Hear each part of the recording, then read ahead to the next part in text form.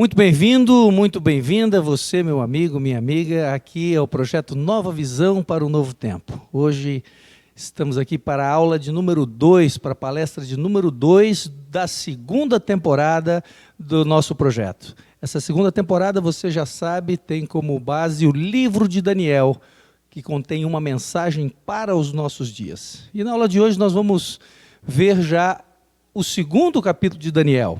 E o tema de hoje, ele vai confrontar os médios embromadores versus o profeta de Deus, apresentando através de Deus, Deus apresentando através de um sonho o futuro do mundo. Você acha que Deus se preocupa comigo e com você aqui hoje?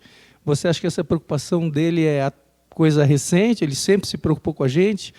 Deus tem tanto carinho e tanto cuidado por nós, que ele fez questão de nos mostrar, de nos apresentar o futuro como seria, e esse futuro está claro, está aberto essa profecia, esse estudo está aberto para você e para mim hoje, e o Armandinho vai trazer isso aqui para mim e para você. Como sempre fazemos, oramos antes de começar a nossa avaliação, o nosso estudo, e eu convido a você que está aqui presente e a você que está em casa, para que juntos oremos. Querido Deus, fala conosco, Senhor, através da Tua Palavra. Nós estamos dispondo em nosso coração a estudar o livro de Daniel, sabendo que o Senhor tem uma mensagem muito importante nesse livro para cada um de nós. Ajuda-nos, através do Teu Santo Espírito, a recebermos a Tua Palavra, a recebermos essa verdade e a colocarmos em prática. Cuida de nós, em especial do professor Armando e da mensagem que ele nos trará. Pedimos por Jesus. Amém. Armandinho, chegamos à aula número 2, capítulo 2 de Daniel, profecia. Mas eu sei que você sempre apresenta isso com bastante riqueza de detalhes e com curiosidades para nós. Que Deus te abençoe mais uma vez e te use nessa aula de hoje. Obrigado, Roger. Olá, pessoas, espero que todos estejam bem. Muito obrigado por estarem conosco. Na semana passada, eu quero só dar um repeteco aqui muito rápido. Se você não viu, vale a pena, hein? Nós mostramos que, embora Deus tenha criado homem e mulher, hoje se ensina outra coisa. O que eles querem fazer, na realidade, é dizer que Deus não existe. Esse é um ponto, tá certo? Porque se não existe só homem e mulher, o que está na Bíblia é mentira, então não foi Deus que criou, e Deus realmente é um personagem mitológico, segundo eles. Eles também atacam a família cristã. Hoje não é só casal, é o trisal, são 3 pessoas que podem variar aí, conforme as combinações que querem. E o que, desculpa aí eu vou falar, hein? O que eu chamava antes de bacanal, hoje é chamado de poliamor, tá certo? Porque eles estão moldando a mente das pessoas do seguinte sentido: bacanal é uma coisa feia, poliamor é uma coisa afetiva, percebe? Então deixa de ser errado. É simples assim, né? Tem uma Bíblia de estudo de teologia inclusiva, onde eles modificaram todas as passagens que a Bíblia condena o homossexualismo, o incesto e outras relações entre seres humanos e animais. Eles tiraram tudo, não é? E uma outra Bíblia que usa como sua capa uma cruz colorida com a bandeira LGBT. Eu já falei aqui, vou repetir. Eu liguei aqui para essa editora, que é em Goiânia, não fui atendido, mas tinha um WhatsApp lá para recado, eu deixei um recado. Eu disse que eu vou acreditar neles quando eles fizerem um Alcorão inclusivo, se tiverem coragem de fazer isso, tá certo? E pouca gente sabe que, na realidade, essas cores do arco-íris é uma aliança entre Deus e seu povo. E eles usurparam isso, pegando para o seu movimento, para tirar Deus da cabeça das pessoas, percebe? É muito simples assim. Também mostrei um ataque às igrejas, tanto no Chile quanto nos Estados Unidos, e sabe que é impressionante como eles querem me chamar de burro, desculpem falar assim. O camarada põe fogo numa igreja e hasteia uma bandeira onde está escrito: o direito de viver em paz. Quer dizer, é o fim do mundo, né? Como se a igreja não deixasse as pessoas viverem em paz. E vimos aqui então, no primeiro capítulo, no ano 605, comparado com 2021, ataque ao Deus Criador, alienação da família, alienação cultural, alienação religiosa, um ataque sutil a tudo que Deus ensinou no capítulo 1 do livro de Daniel. Então, o que nós aprendemos na palestra anterior? Jerusalém versus Babilônia representa a glória dos céus, que Deus quer te dar, e a mim também, pela eternidade, pela glória efêmera do mundo. Tá certo? Tem gente que sacrifica o eterno por coisas passageiras. Deus está no controle, apesar de Jerusalém ter perdido a batalha contra a Babilônia. Está escrito muito claramente: o Senhor entregou Jeoaquim a Nabucodonosor. Não foi Nabucodonosor que ganhou. Tá certo? E ele tinha um propósito a fazer isso. As aparências enganam. Tudo parecia perdido. As pessoas foram levadas como escravas, mas lá no final do capítulo, elas foram consideradas 10 vezes mais sábias do que todos os outros. Então não se deixe levar pelas aparências. Se as circunstâncias não estão boas, não quer dizer que vai ficar assim. Há no mundo uma guerra mental. Eles querem tirar Deus da nossa cabeça. Isso é muito simples. O mundo, através de governantes, sistema educacional, veículos de comunicação, querem nos impingir intelectualmente, porque eles só falam em ciência, né? A ciência fala que é assim. A alienação da família, da nossa cultura e da religião. E principalmente que nos esqueçamos de Deus. O que o mundo precisa então? O mundo precisa de homens e mulheres como Daniel, que não se permitam corromper pela globalização de ideias e conceitos que neutralizam valores e princípios bíblicos. Para isso, nós temos que decidir, como Daniel decidiu, agradar a Deus em todas as situações e permitir que Deus tire os obstáculos. O que Deus precisa tirar da minha vida para que eu possa segui-lo, ok? Então, agora vamos partir para o capítulo 2 do livro de Daniel. Você tem sua Bíblia na mão? Precisa de Bíblia? Temos ali, por gentileza.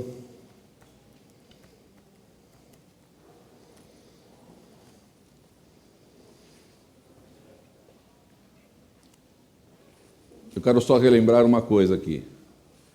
Isaías 46, 9 e 10.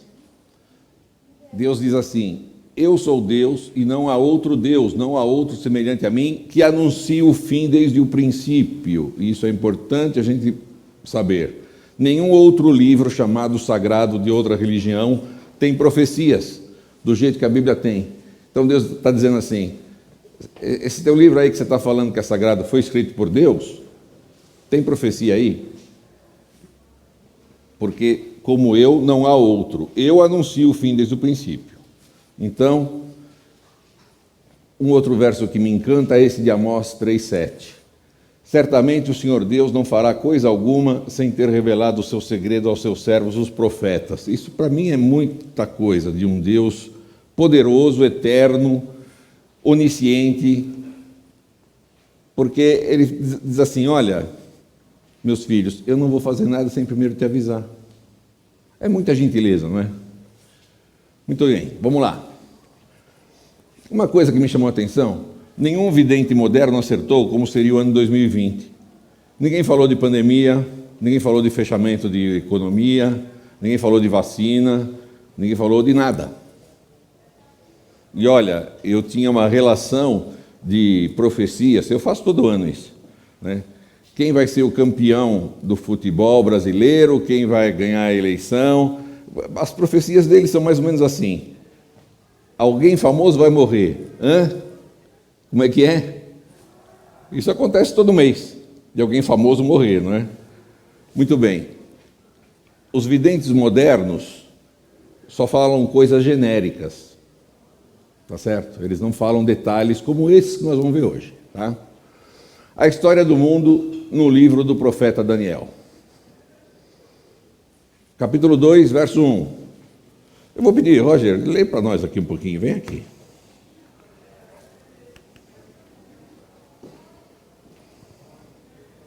Vamos lá, acompanhar o que está no capítulo 2 de Daniel, a partir do verso 1.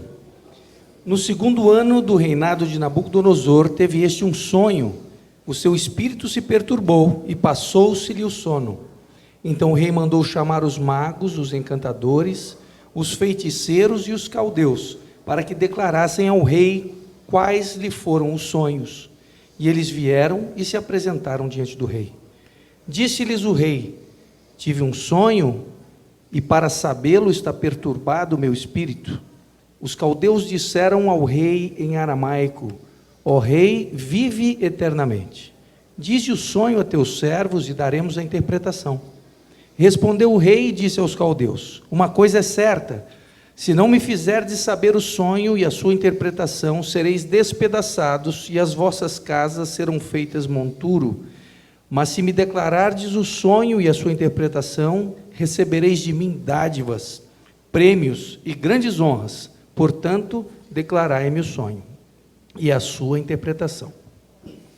Responderam a segunda vez e disseram: diga ao rei o sonho aos seus servos e lhe daremos a interpretação.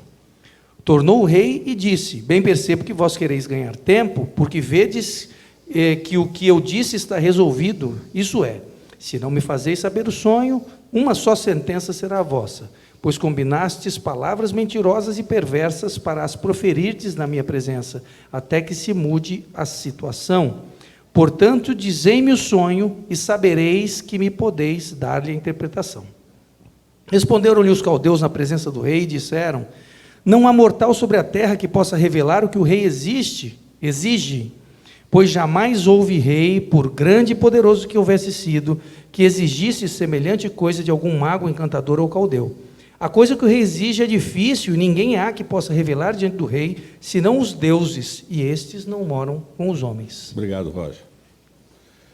Olha só, o rei sonhou, e o Roger leu aí que tinha uma data lá, no segundo ano do reinado de Nabucodonosor.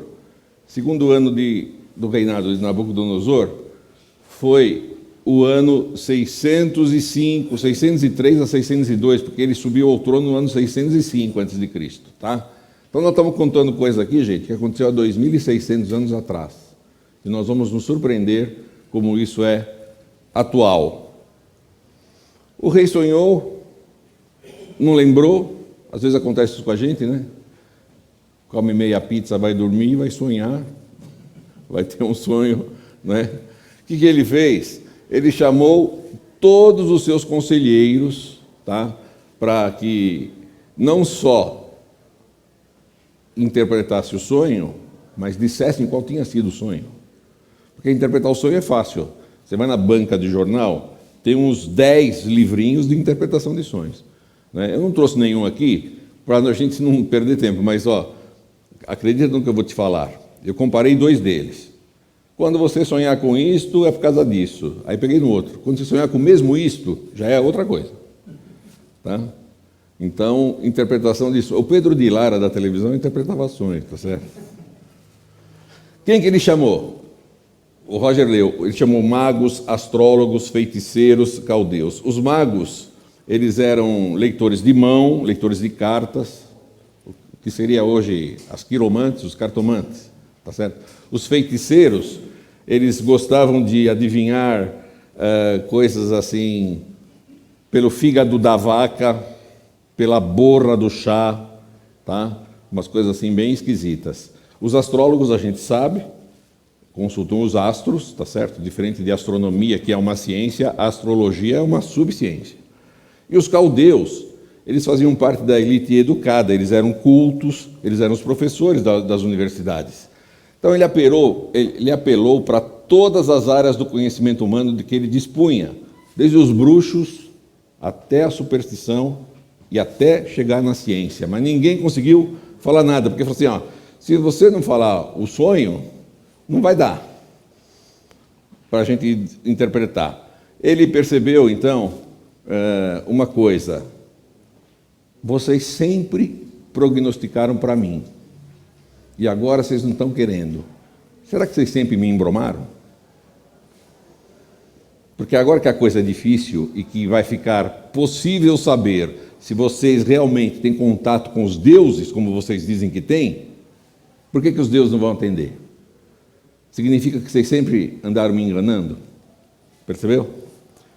Mas os magos disseram uma coisa interessante: não há ninguém sobre a terra que possa fazer isso. Você está pedindo é muito difícil, não é? E ele, então, ficou bravo e mandou matar os sábios da Babilônia. Não devia ser fácil trabalhar com esse rei, hein? O camarada era impiedoso com os inimigos e com os amigos, a mesma coisa. Muito bem. Daniel, que era aluno desses caras, né? Eu fico imaginando assim, se os professores não servem, os alunos muito menos, manda matar todo mundo. Tá certo? E ele mandou matar. Mas o Daniel perguntou: o que está acontecendo? Né? Se você continuar lendo os versos de onde o Roger parou. O que está acontecendo? E o chefe da guarda falou: olha, o rei ficou bravo, ninguém conseguiu falar para ele o que ele sonhou e o que isso significava. Ele mandou matar seus professores. E vocês, como alunos, vão também de embrulho. Mas o Daniel pediu um prazo. Você lê aí na sua Bíblia, tá bom? Eu só vou contar aqui rapidamente, porque o mais legal está por vir aqui ainda, tá? Ele pediu um prazo, foi conversar com seus amigos, eles oraram a Deus, e Deus lhes deu o sonho e a interpretação. Ok? Deus ouviu o pedido de Daniel, e no verso de 27 a 28 do capítulo 2, ele diz assim: Daniel se apresentou ao rei e lhe disse: o mistério que o rei exigiu, nem sábios, nem encantadores, nem magos, nem adivinhadores lhe podem revelar, mas há um Deus no céu, o qual revela os mistérios. Ele, pois, fez saber ao rei Nabucodonosor o que há de acontecer, quando? Nos últimos dias. Tá? Aqui é legal porque Daniel não disse assim: o rei, parece que há um Deus no céu, acho que tem um Deus no céu. Não foi isso que ele falou. Ele falou: pode ser que tenha um Deus no céu. Existe um Deus nos céus que sabe de tudo. E ele vai dizer para você o que vai acontecer no futuro, tá bem? Então vamos lá. Eu quero chamar a atenção de vocês para um verso que tem aí na Bíblia, que está escrito assim: rei, você foi dormir preocupado. Você vai ler aí. Você foi dormir preocupado e Deus lhe deu esse sonho para acabar com a sua preocupação. Você foi pensando assim: o que vai acontecer no futuro? E Deus te revelou. Então, aqui eu quero abrir um parênteses para dizer assim: se Deus é tão legal a ponto de tirar a preocupação da cabeça de uma pessoa como Nabucodonosor, que era sanguinário, violento, que mandava matar inimigos e amigos, Deus se preocupou com ele, falou: não, esse meu filho está com uma preocupação, vou tirar a preocupação da cabeça dele. Você acha que ele não vai tirar a sua e a minha preocupação? Então, quando você tiver alguma coisa que te preocupa, conversa com ele. Conversa com ele que ele vai te responder, tá bem? Então, qual foi o sonho de Daniel? Que Daniel revelou a Nabucodonosor. Falou: você sonhou com uma estátua, ela tinha 4 metais e os pés eram em parte de ferro e em parte de barro. Vamos imaginar a cena. Ele começa a contar o sonho para Nabucodonosor e Nabucodonosor fica ouvindo. Porque se ele não tivesse se lembrado, ele ia falar: peraí, ó. Não é nada disso aí que eu sonhei. Não lembro do que você está falando. Mas como ele ficou calado, é porque ele começou a perceber que ali tinha café no bule ali. Né? Vamos lá. Quando estavas olhando, uma pedra foi cortada sem auxílio de mãos, feriu a estátua nos pés de ferro e de barro e o esmiuçou. Mas a pedra que feriu a estátua se tornou uma grande montanha que encheu toda a terra. Ele falou: então agora eu vou te dar a interpretação. E a interpretação, rei, é o seguinte: esses 4 metais representam 4 impérios. Depois de ti virá um menor que o seu, depois outro e outro. E no tempo desse 4º império, as nações se dividirão, e quando elas estiverem divididas, Deus vai formar um reino que nunca mais passará. Então o Senhor está brigando aí para ter a hegemonia do mundo. Fique sabendo que isso é provisório. E o seu sucessor também será provisório, e assim por diante, até que Deus estabeleça o reino dele, que será permanente, será eterno. Olha só que legal. Tu és a cabeça de ouro, verso 38. Babilônia reinou do ano 605 ao ano 539. Depois de ti se levantará outro reino, inferior ao teu. A Medo-Pérsia derrotou Babilônia no ano 539 a.C. e foi até o ano 331 a.C. A gente estudou isso aqui no ginásio, hein, gente? Tá? Pega seu livro lá que está na sua prateleira, você ainda tem esse livro? Pega lá, você vai ver. verso 39.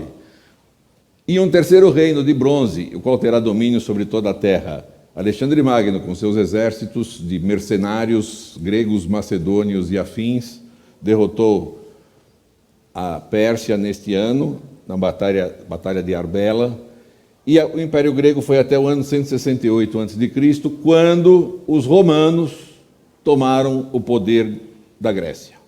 E haverá um quarto reino, forte como o ferro, porquanto o ferro esmiuça e quebra tudo, como o ferro quebra todas as coisas, assim ele esmiuçará e quebrantará. Gente, não dá para falar muitos detalhes disso aqui, porque isso aqui é incrível. Vou dar só 2, tá? Quadris de bronze. Os escudos e os capacetes dos gregos eram de bronze. Tá? Pernas de ferro. O ferro quebra tudo. Os romanos eram muito violentos. Violentos assim. Eles tomavam uma nação, eles permitiam que o rei até continuasse lá, mas punham um governador. Vocês se lembram, o rei Herodes era o rei de Israel quando Jesus nasceu, mas quem mandava lá era o governador romano, tá certo? E as pernas têm uma extensão mais longa do que qualquer outra parte do corpo. O Império Romano foi o mais longo, percebe? Então, esses detalhes mostram como é que Deus revelou isso de uma maneira assim muito minuciosa para a gente acreditar na Bíblia, tá bem? Muito bem. Quanto ao que viste dos pés e dos dedos, em parte de barro de oleiro e em parte de ferro, isso será um reino dividido. Contudo, haverá nele alguma coisa de firmeza do ferro, pois que viste o ferro misturado com barro de lodo, e como os dedos dos pés eram em parte de ferro e em parte de barro, assim, por uma parte, o reino será forte e por outra será frágil. Roma caiu em 476 da era cristã. Tá? E a profecia está dizendo assim, olha, depois que o quarto império passar, não vai ter um quinto império, não. As nações vão continuar divididas, tá certo? Então, está aí o resumo. Babilônia até 539 a.C., Medo-Pérsia até 331 a.C., Grécia até 168 a.C., Império Romano até 476 depois de Cristo, e a Europa dividida de 476 para frente até hoje, né? O pessoal fala assim, ó, isso aqui é tão incrível que Daniel não estava lá no ano 603, não, tá? Ele estava aqui, ó, no 2º século antes de Cristo. É o que falam os detratores da Bíblia, tá? E como o livro de Daniel é uma coisa assim sobrenatural, eles acabam com o livro de Daniel para acabar com a Bíblia. Tá? Se Daniel viveu aqui, olha só, ele olha para trás, ele vê 2 impérios. Antes da Babilônia tinha a Assíria, e antes da Assíria tinha a Suméria. Olha só o que acontece. Ele olha para trás e vê 3 impérios. Ele vê o dele, Medo-Persa e a Babilônia. Num período de 450 anos, ó, fazendo a conta, tá? Então ele podia pensar assim, bom, a cada 150 anos muda de governante. E eu tenho a ousadia de falar que daqui para frente não vai mudar nada. Percebeu? Falar que Daniel viveu no 2º século antes de Cristo não resolve o problema deles, de falar assim, não, o cara escreveu o que passou, não o que ia acontecer. Porque ele foi muito ousado em dizer que depois não ia ter mais império nenhum.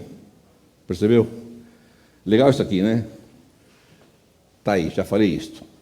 Os pés de ferro, os pés têm 10 dedos, né? A não ser que tenha algum problema, tem 10 dedos, né? 5 em cada pé. As 10 nações que surgiram quando a Europa se dividiu com a queda do Império Romano. Os ângulos na Inglaterra, os francos na França, os visigodos no norte da Espanha, os suevos em Portugal, os vândalos no sul da Espanha, os germanos na Alemanha, os burgúndios na Suíça, os ostrogodos na Áustria, os lombardos no norte da Itália e os érulos no sul da Itália. Muito bem. Então aqui, este verso 43 é uma coisa que me impressionou muito quando eu estudei isso pela primeira vez. Porque está escrito assim, quanto ao que viste do ferro misturado com barro de lodo, misturar-se-ão mediante casamento, mas não se ligarão um ao outro, assim como o ferro se não mistura com o barro. Eles vão se misturar mediante casamento, mas não se ligarão um ao outro. Carlos Magno tentou unir a Europa no 8º século da era cristã e não conseguiu. Carlos V, rei da Espanha, no 16º século, tentou e não conseguiu. Ele foi rei da Espanha, rei dos Países Baixos e imperador do Sacro Império Romano, que nós vamos estudar no capítulo 7. Tá? Luís XIV tentou unir a Europa e não conseguiu. Esse camarada reinou 72 anos e 110 dias. Tá?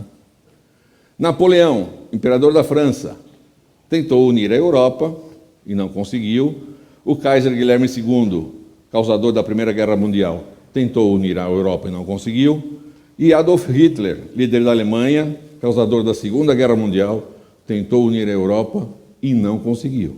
Por que não conseguiu? Porque está escrito assim, ó. Desculpa. Está escrito assim, não se ligarão um ao outro, não vai ter um quinto império. Você pode tentar do jeito que você quiser, não vai dar. Tá? Quanto ao que viste de ferro misturado com barro, misturar-se-ão mediante casamento. Olha como é que era a Europa no exato momento do início da Primeira Guerra Mundial. A Europa era assim, ó. O rei Eduardo VII da Inglaterra era tio de Guilherme II da Alemanha, cunhado de Frederico VIII da Dinamarca, cunhado de Haakon VII da Noruega, tio de Eva, rainha da Espanha. O rei Frederico VIII da Dinamarca era irmão de Jorge I da Grécia, irmão de Haakon VII da Noruega, tio de Nicolau II, czar da Rússia, sobrinho por casamento de Oscar II da Suécia, cunhado do rei Eduardo VII da Inglaterra. Eles eram todos aparentados, era tudo monarquia na Europa. E o pau comeu. E comeu porque morreram milhões de pessoas. Tá certo? Olha o que Napoleão falou aqui, antes da Primeira Guerra. Em 5 anos serei o mestre do mundo. Vocês vão lembrar que o Dom João VI saiu de Portugal e veio para o Brasil fugido das guerras napoleônicas. Tá certo, Rogério? Tá? Por isso que nós temos uma colônia forte portuguesa aqui, que muito me agrada. Eu vou dizer uma coisa para vocês aqui. Eu abro um parênteses, depois se você quiser cortar. O reino de Portugal, num período em que não existia eletricidade, não existia maquita, não existia computador, chegou a fabricar 1000 caravelas por ano. Vou estudar mais de 3 por dia. Vê se é brincadeira. Existem países que falam língua portuguesa ao redor do planeta todo. Tá? Fecha parênteses. Tá? Declarou claramente seu objetivo, a conquista da Rússia, da Europa e do mundo. É isso que eu quero. Vou começar aqui na Europa, mas depois eu vou para a Ásia, vou para a África, vou atravessar o oceano, vai ser tudo meu. Guilherme II e Hitler, 2 guerras mundiais, por que falharam?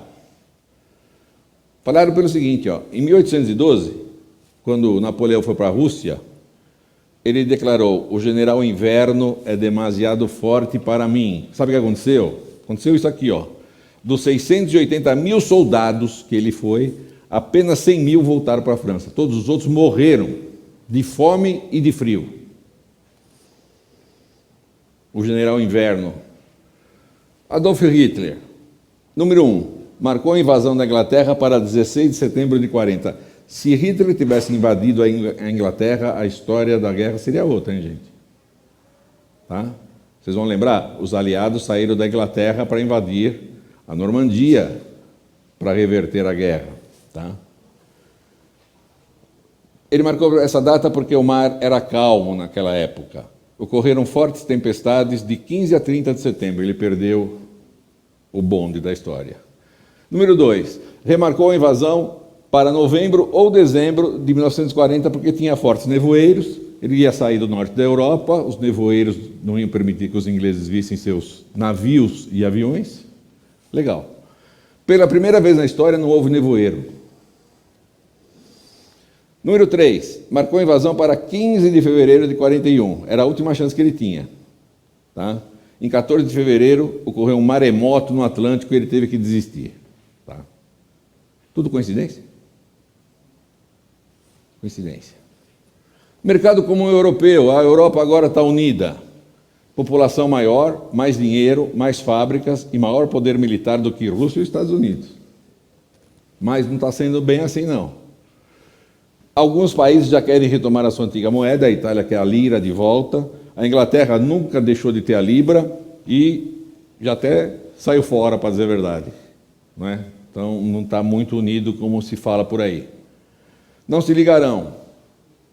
Nos dias desses reis, o Deus do céu suscitará um reino que não será jamais destruído. Olha, todos esses detalhes foram cumpridos com exatidão. O que falta vai ser cumprido também ou não? Vai ser cumprido, com certeza. Há mais de 1.500 anos, estamos no período correspondente aos pés de barro e de ferro. Faz 1.500 anos que nós estamos aqui. Ó. Não se esqueça que aqui, de cada 150 ou 200 anos, mudava de dono. Faz 1.500 anos que nós estamos aqui. O que vai acontecer? De maneira que, como viste, que do monte foi cortada uma pedra sem auxílio de mãos, não é uma coisa humana. O que vai acontecer não é uma coisa humana. Vai acontecer que vai vir uma pedra que vai derrubar toda essa cultura que foi construída ao longo de todos esses séculos e Deus vai inaugurar seu reino. Eu quero chamar a atenção agora uma coisa que nós vamos descobrir aqui se eu estou certo ou se eu estou errado. Do ouro foi para prata, da prata foi para o bronze, do bronze foi para o ferro, do ferro ao barro. O que isso quer dizer? Decadência da humanidade. A evolução da sociedade, segundo o livro do profeta Daniel. Capítulo 12, verso 4, vou pedir para o Roger ler para nós aqui, enquanto você procura aí na sua Bíblia, eu tomo um golinho de água.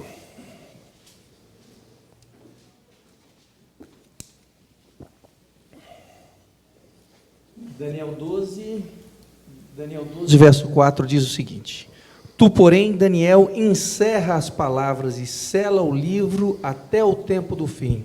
Muitos o esquadrinharão e o saber se multiplicará. Obrigado. Outras traduções assim: e o conhecimento se multiplicará. Tá certo? Segundo Daniel, então, a ciência ia se multiplicar, o conhecimento, o saber, modernidades tecnológicas fantásticas que nós temos. Aparelhos eletrodomésticos, tá certo? Corta, limpa, lava, enxuga, aspira, né? Lava a roupa, lava a louça, seca a roupa, seca a louça. Meios de transporte rapidíssimos. Imagina se Daniel, que teve que andar 1.300 quilômetros para sair de Jerusalém e ir como escravo à Babilônia,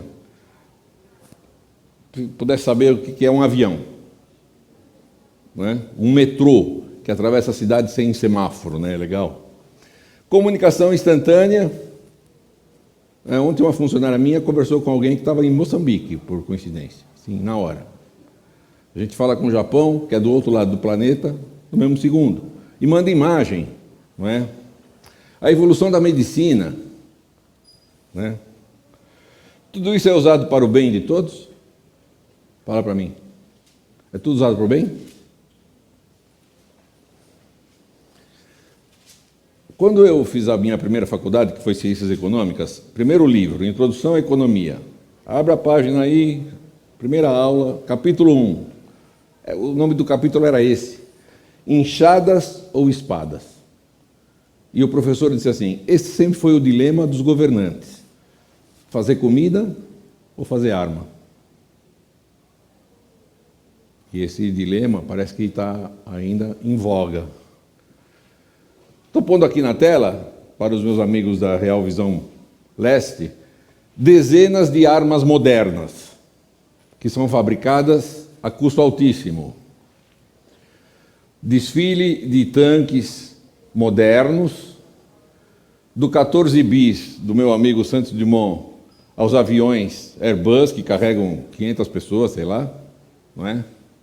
Mas que, infelizmente, essa invenção maravilhosa foi usada para a guerra. Olha o que vai de armamento num avião. os bombardeiros B-51 da Segunda Guerra despejando toneladas de bombas sobre cidades, matando civis, cidades destruídas como essa que está aqui na tela. Ah, você vai falar, isso é coisa da guerra, já passou. Esta imagem é da Síria, do mês passado. Não chega aqui, né? A notícia não chega. As tecnologias modernas, usadas para o bem da humanidade, apenas para o bem? Cena de crianças esqueléticas, passando fome. É para fazer enxada, para dar comida, ou para fazer espada, para guerrear? É para fazer alimentos ou para fazer armamentos? O que eu estou querendo mostrar aqui é que quando Daniel falou, olha, vai sair do ouro, vai vir para a lama, vocês podem até evoluir tecnologicamente, mas se vocês não evoluírem moralmente, vocês vão continuar na lama. Está percebendo? Criança comendo lixo, famílias inteiras esqueléticas. Esse camarada aqui é um brasileiro chamado Melhem Adas. Ele é um geógrafo muito inteligente. E ele disse essa frase aqui: apesar do grande avanço científico e tecnológico, a civilização moderna não superou o drama da fome. Milhões de seres humanos vivem em estado de pobreza absoluta, pois sua renda é tão baixa que ficam impedidos de ter uma alimentação mínima diária satisfatória, condenados a uma crônica subnutrição. E esses dados aqui de pessoas que morreram de fome ou subnutridas, eu peguei de antes da pandemia, que é para a gente não pensar que a pandemia matou gente aqui, tá? 8 pessoas morrem por minuto por não terem o que comer. São 480 por hora, 11.520 por dia, mais de 345 mil por mês, mais de 4 milhões e 100 mil por ano. Para essa epidemia aqui chamada fome, a vacina chama-se comida. Mas eles não fazem comida, eles fazem armas. Eu estou só querendo dizer aqui, olha, não tem viés político aqui. Eu estou mostrando como que é a humanidade. A humanidade é assim. Milhões de pessoas morrendo de fome e o pessoal fazendo arma. Okay? Estou pondo aqui na tela vasos romanos e gregos, simulando aqui aquela luta romana, né, onde eles combatiam nos coliseus e chegavam até a morte, né? Está diferente hoje? Não tem mais isso? Uma luta de MMA, os caras todos ensanguentados, nariz quebrado, dente arruinado, olho vazado. E o pior, esse camarada aqui ficou paralítico. Polícia dos Estados Unidos investiga caso de lutador que ficou paraplégico em evento da MMA em bar, mas ele tem um cinturão de campeão. A humanidade está evoluindo, gente? Fala para mim. Mulheres ensanguentadas se batendo por dinheiro. Olha a cara dessa outra aqui, parece uma pizza. O golpe de... Isso aqui é uma reportagem, tá? Não são palavras minhas. O golpe de mestre da UFC. Saiba como o lutador Vitor Belfort quer transformar a modalidade de artes marciais que mais cresce no mundo em um negócio bilionário no país. Bilhões de dólares. Falar de música. Música Rosa, de Pixinguinha, que fala da mulher assim: tu és divina e graciosa, estátua majestosa do amor por Deus esculturada. Bom, um português muito recocó. Em 62, Tom Jobim e Vinícius era garota de Ipanema. A mulher virou uma coisa, olha que coisa mais linda, mas cheia de graça. Mas ainda é uma coisa linda, cheia de graça. Mas atualmente, como é que é? Hoje é festa lá no meu AP, pode aparecer que vai rolar um negócio lá? E vende. Tchutchuca, treme o bumbum. Bonde do Tigrão. A mulher está evoluindo, gente, fala. A moda. Tudo bem que a moda antiga era muita roupa, era luva, era bolsa, calça jeans é legal, rasgada? Desculpa, gente, eu não consigo entender como é que uma pessoa de classe anda com uma roupa rasgada. E não é só a mulher, tá? Olha o carinha aqui.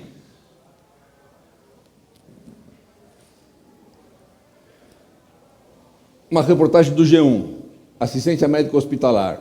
E não está falando do Brasil, tá? Está falando do mundo. Estima-se que 5 milhões de mortes por ano em países de média e baixa renda sejam resultado de atendimento médico precário, de acordo com o primeiro estudo para quantificar o impacto de sistemas de saúde de má qualidade em todo o mundo. O número ultrapassa as mortes por falta de acesso aos sistemas de saúde, que são 3 milhões e 600. Ele está dizendo assim, 3 milhões e 600 mil morrem porque não têm acesso, mas as que têm acesso, são 5 milhões que morrem por atendimento errado, lento, demorado. Então são 8 milhões e 600 mil pessoas que morrem por ano por falta de atendimento médico. Mas nós estamos construindo bomba, nós estamos construindo estádio, nós não estamos construindo hospital. Vocês lembram dessa frase? Água mole em pedra dura, tanto bate até que fura. Isso quer dizer o seguinte, nós estamos nos acostumando com isso tudo que está errado, nós nem percebemos que está errado, porque essas coisas vão sendo jogadas em cima de nós continuamente, até que a gente se acostume com elas. Percebem? Então eu vou te dar alguns exemplos aqui.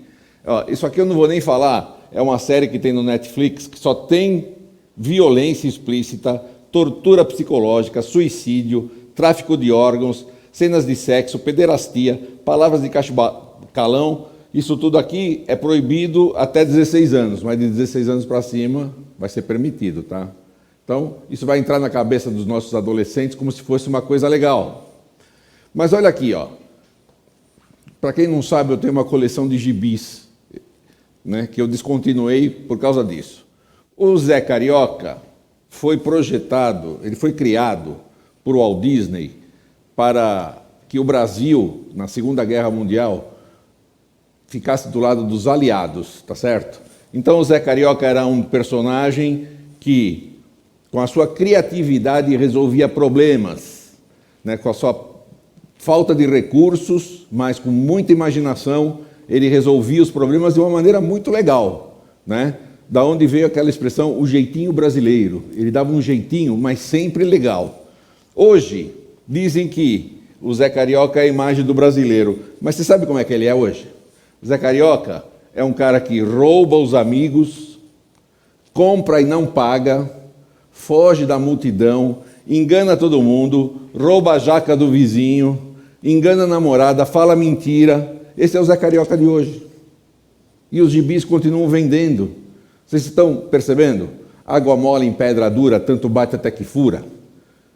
A gente se acostumou com este Zé Carioca malandro no mau sentido.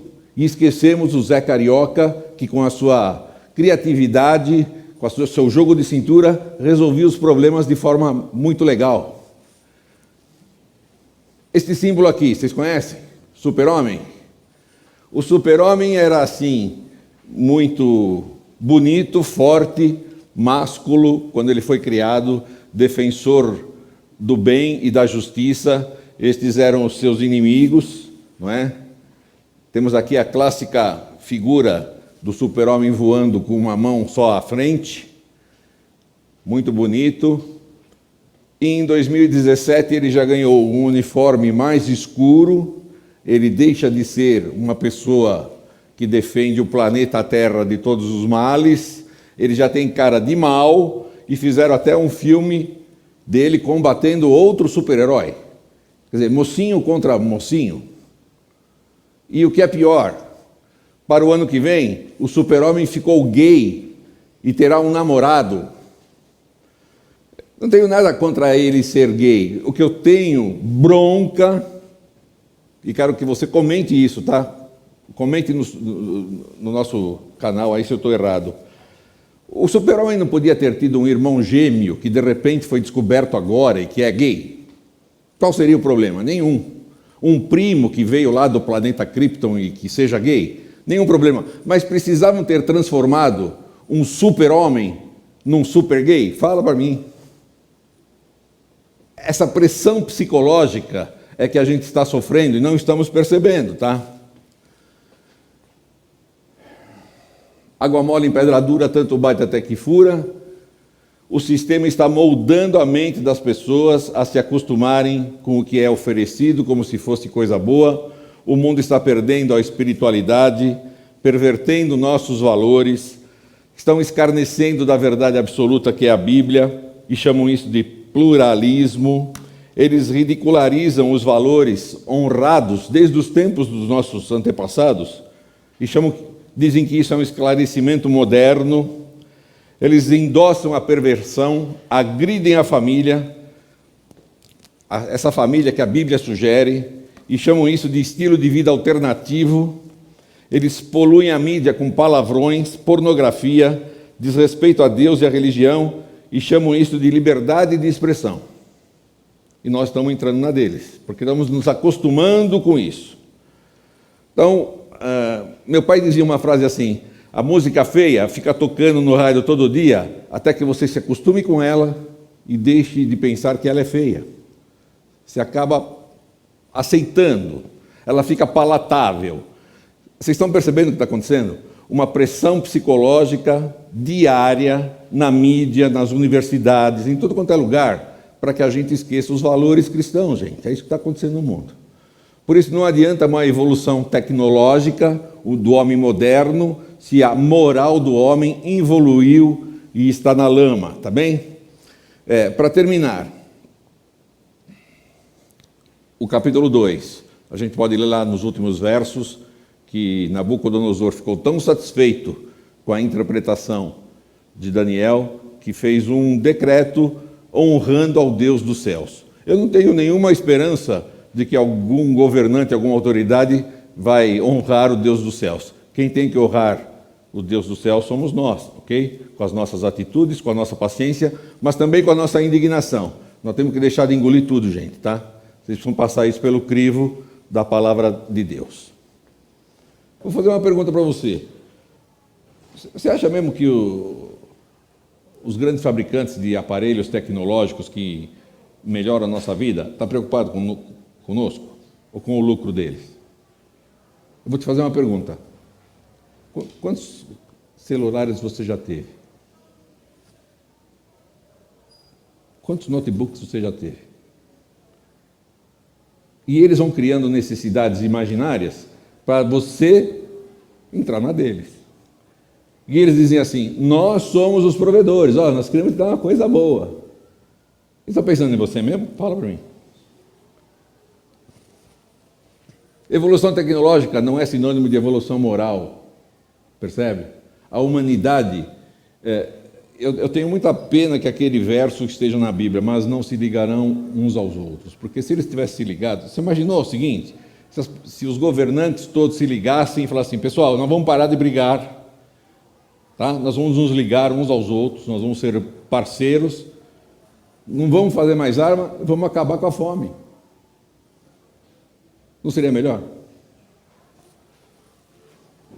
Fome, guerras, epidemias, terremotos, tribulação, tudo isso é resultado da cobiça humana. Tá? Existe solução? Eles estão pensando assim: nós vamos fazer comidas cada vez melhores para vocês. Tá? Pode comprar nossa caixinha, põe no micro-ondas, você vai ficar com vitamina A, B, C, D, porque isso que dá na natureza não é bom. Deus não é tão bom quanto vocês pensam. Tá? No dia desses reis, vai acontecer um reino, e esse reino, Isaías já profetizou: pois eis que eu crio novos céus e nova terra, e não haverá lembrança das coisas passadas, jamais haverá memória delas. Graças a Deus, quando a gente estiver lá, não vamos lembrar nada disso que eu estou falando aqui. E Jesus disse o seguinte: não se turbe o vosso coração, credes em Deus, crede também em mim. Na casa de meu pai há muitas moradas, se assim não for, eu vos teria dito, pois vou preparar-vos lugar, e quando eu for e vos preparar lugar, voltarei e vos receberei para mim mesmo, para que onde eu estou, estejais vós também. A pedra que vai acabar com essa cultura de lama que esse mundo nos impõe e a gente não tem com quem reclamar, tá certo? Vai ser resolvida quando Jesus voltar.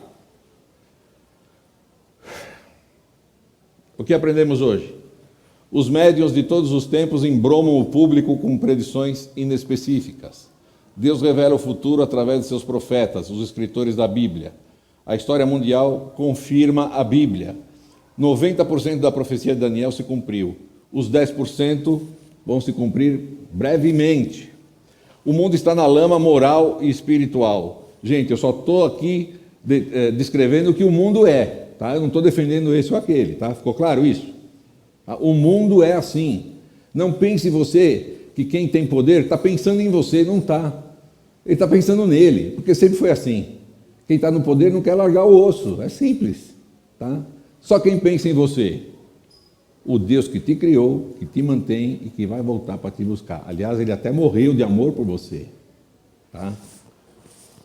Os impérios não são físicos, são tecnológicos, sempre com ações que desprezam a Deus. A única solução está profetizada na Bíblia, a breve volta de Jesus e a criação de novo céu e nova terra, onde habita justiça. Eu quero só falar uma coisa aqui. Tem um conto que fala de um príncipe persa, chamado Zenri. Ele veio lá atrás. Quando ele se tornou rei, ele era jovem, ele falou para os seus conselheiros: eu quero estudar a história universal. Vocês preparem para mim esse estudo de história universal. Depois de 20 anos, seus conselheiros trouxeram camelos carregando volumes. Tinha 6.000 volumes para ele ler da história universal. Aí ele falou para eles: olha, o trabalho de vocês foi muito bom, mas eu não vou conseguir ler tudo isso. Dá uma resumida nisso. 20 anos depois eles voltaram, dos 6.000 volumes, eles agora tinham 1.500. Por 1.500 volumes no lugar dos 6.000. Eu, quando acabar de ler isso aqui, já vou estar caquético. Resume mais. Depois de 10 anos, eles voltaram com 500 volumes. Ele falou: agora não dá para ir a 500 não. Resume mais. Depois de 5 anos, eles voltaram com 1 volume. Mas o camarada estava tão velho que não conseguiu ler aquilo. O que eu estou querendo dizer? Daniel não precisou de 6.000 volumes, nem de 1.500, nem de 500. Daniel precisou de 8 versos para dizer para nós a história universal. Tá certo? E dizendo para nós o seguinte: sabe o que vai acontecer no final dos tempos? Vai estar uma enlameação, camarada, só vão querer o teu dinheiro. O único que cuida de você é Deus. Não espere um salvador, não confie em ninguém. Quando o cara fala lá na propaganda que você vai ser feliz com a coisa dele, você vai poder até ser feliz ali naquele momento de euforia que você comprar aquilo e ficar contente. Mas isso não vai resolver seus problemas, nem os problemas do mundo. Quem vai resolver os problemas do mundo é a volta de Jesus. Tá bom?